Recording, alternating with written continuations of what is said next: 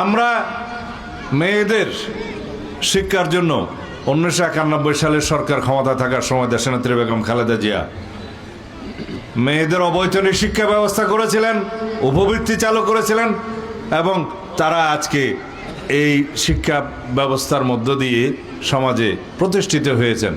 বাংলাদেশের নারী সমাজের অগ্রগতি হয়েছে, উন্নয়ন হয়েছে এবং শিক্ষিতের হার বেড়েছে নারীদের মধ্যে।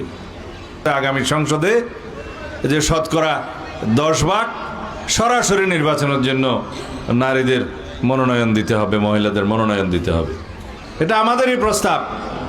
কিন্তু আমি অন্যান্য রাজনৈতিক দলের ক্ষেত্রে দেখেছি একজন নারীকেও তারা এই মনোনয়ন দেয় নাই সরাসরি নির্বাচন। কিন্তু বাড়ি বাড়ি গিয়ে ঠিকই মহিলাদেরকে বিভ্রান্ত করার চেষ্টা করে।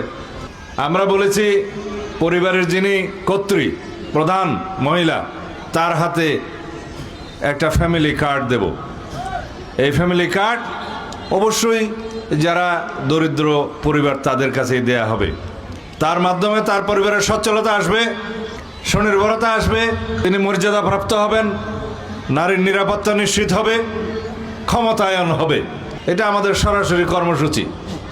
এর বাইরে আমরা কৃষকদের জন্য কৃষি কার্ড, ইমাম মুয়াজ্জিম খতিবদের জন্য সরকারি ভাতা সহ খেলাধুলার ক্ষেত্রে, শিক্ষার ক্ষেত্রে, কারিগরি শিক্ষা, কর্মক্ষম হাত গড়ে তোলার জন্য আমরা অনেক কর্মসূচি নিয়েছি।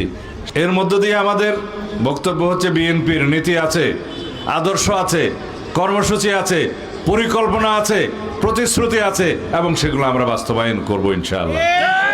অপরপক্ষে যারা জনগণকে বিভ্রান্ত করছে তাদের আমরা কোনো পরিকল্পনাই দেখি না, দেশ গড়ার কোনো নীতি দেখি না।